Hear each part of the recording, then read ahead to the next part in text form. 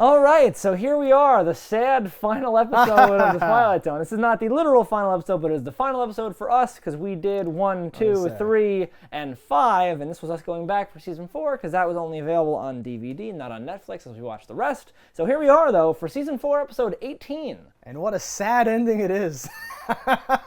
I can see how you'd think that, but I have a spin on it here. Okay. So while I will say it starts off better than it ends, it does end with what I have to imagine is what led to Bill and Ted.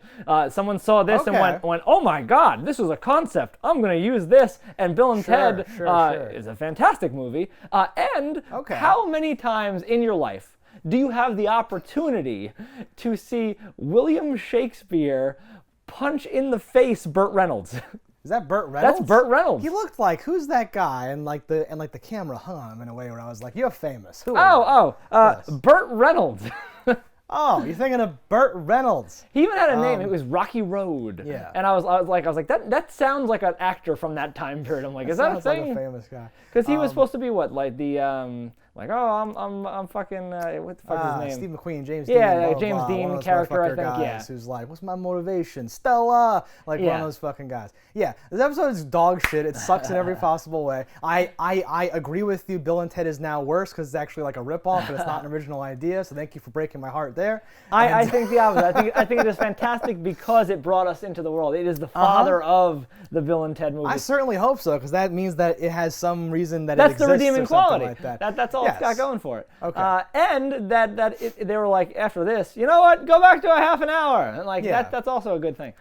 I don't think it was a good episode. I do think it had some charming dialogue. Yeah. And I didn't like some episodes. I'm like, I despised everything that happened on screen, and this one I didn't have that. I just don't like. I don't like comedy episodes. I think. Yeah. And this one, and like there aren't many. Like, no. There's often like 1 or 2. I feel weird like. to go out on a comedy one too. Like, in a whole 36 episode, half an hour season, I feel like there's 1 or 2. And this season, I feel like had like 3 or 4. And they're just these. And this one was so thick with it. Like there's like an oompa band. Boom, boom, boom, boom.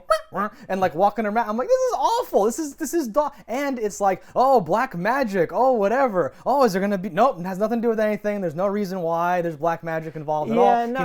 He never pays a price or a cost for anything. That's not even funny. There's not even a price to be paid for doing the spells wrong. No. You're like, I used an ant. I used some Coney Island beach. Right. He goes through this whole thing of like, I'm looking at the book. Right. So like an idiot finds a book by Mephistopheles. The book finds him. Yeah, unites with him, and that means nothing. It has nothing to do with anything. It's just a vehicle for him to summon, people from the past who somehow are aware that life has gone on without them. Yeah. Because they exist outside of space and time. Well, they pop out of like hell or wherever they are, immediately ready to serve. Yeah, but like it's very strange. Did Shakespeare go back to the afterlife, or did he just go into New York? It was unclear. He was just hanging out. But he was like, perhaps I should speak in the parlance of your times, and then starts to use slang from like the 50s and 60s, and I'm like, is he just watching TV forever in hell? Is that what's happening here? Which may be true. It's possible. We didn't really explore that, though. A lot. He's kind of a jerk. Yeah, right. Get some other material. It's weird, though, too, to think that you would be like, I'm going to get someone to write for me. Shakespeare. And, Shakespeare writes the stuff that in the 60s is going to go on TV with an ad for carrots or whatever. I'm like, and it's literally like the thee and thou aren't to whatever for like half the time. And they're butchering it, but they're starting with Shakespeare. Yeah. Actual bullshit Shakespeare that no one would ever want to put on TV. And that's not even what the episode's about. Like, nothing makes... I hate this episode so much, and it's so bad that this is the last one of the series and the last one we're doing. This ruins the entire Twilight Zone for me. No. Yeah. Yes. Unfortunately, it's the end of the season and our series, but yes. It's such a bad note to go out on. It's like very poetic or something, right? Because I wanted to go out and be like, this is what it's all about. You serve man, you break your glasses, the earth is getting closer, you're disappearing. There's little people, there's big people. Oh, it's great. And it's like, no, this is not what the Twilight Zone's all about. Unfortunately, most of the good episodes were on earlier in the series. And this is not Which makes sense. You have so many good ideas, you crack them out. This is not even what most of them are like. They're usually about like the Confederacy and the devil and Khrushchev and the Cold War and all. This is some weird little comedy short story thing with this is like a worse version of the guy with a tape recorder. What? There's a guy who has like a tape recorder. Anything he reads off in the tape recorder comes to life. What? He's like a giant elephant, you, my wife, you didn't realize I made you. And when I take the ribbon and I cut it and I throw it into the fire. Oh, the old guy. Yeah. It was that. Yeah. It's a worse version of that because it's summoning, but not in the same way. That at least I enjoyed that episode. Yeah. This one not as much. The guy was about something. Kind of that had a annoying. thing going, yeah. There's a trend though in the Twilight Zone, and maybe it was just in the '60s that Time period. like I understand that like no one locked their door, but also just children just show up all the time, just into your house. No, that apparently used to be a part of life. The neighbor's kid would show up and like antagonize you while you were summoning demons. Yeah. And then runs out like, he's doing it again, Ma, and all that stuff.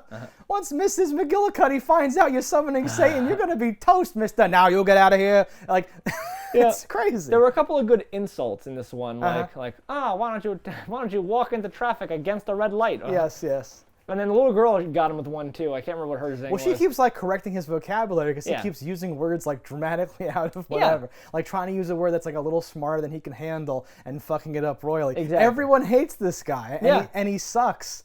And nothing changes about that during the show.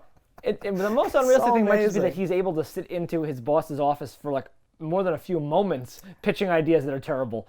Right. Like, why is that even his job? You've been here all afternoon and you keep fucking with me. Yeah. It's like, Has he ever pitched a good idea? It seems no. How would he get this job? No, it seems not. And even when he gets his 15 minutes of fame, he still uses it to be like, now that other story, that's a good one, the zombie love story, which I actually think is a good one. But he's like, that's the ticket, we gotta do that. Like he strays immediately away from his golden goose and starts to push his shitty ideas. Sometimes all it takes is the ball to be rolling at all. Real to life do anything. works like that. Yes, of course. And there's no reason the Twilight Zone. I like how in the beginning you get Rod goes like, and he got a credit not on the Twilight Zone, but frames it as such. I'm like, okay, all right, eat the shit. Eat the shit.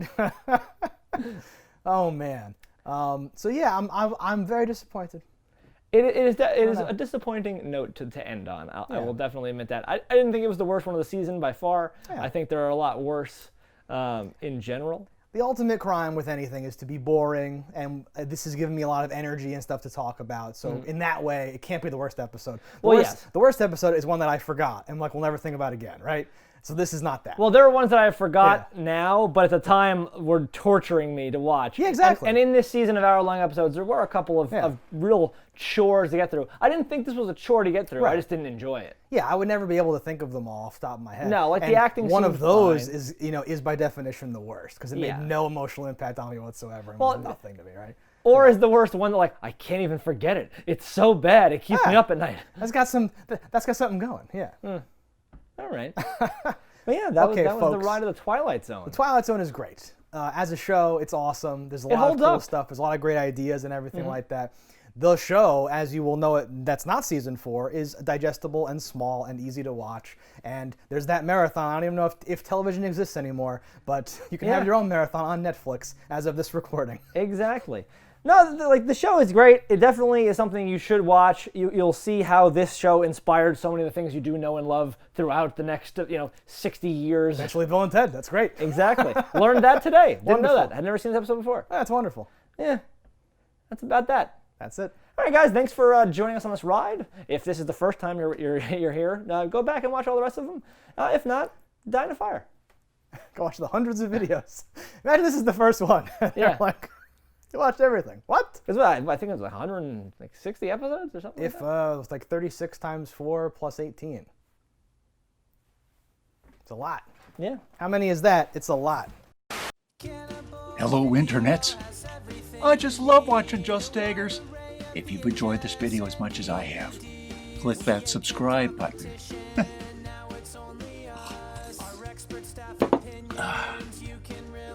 Peace out, homies.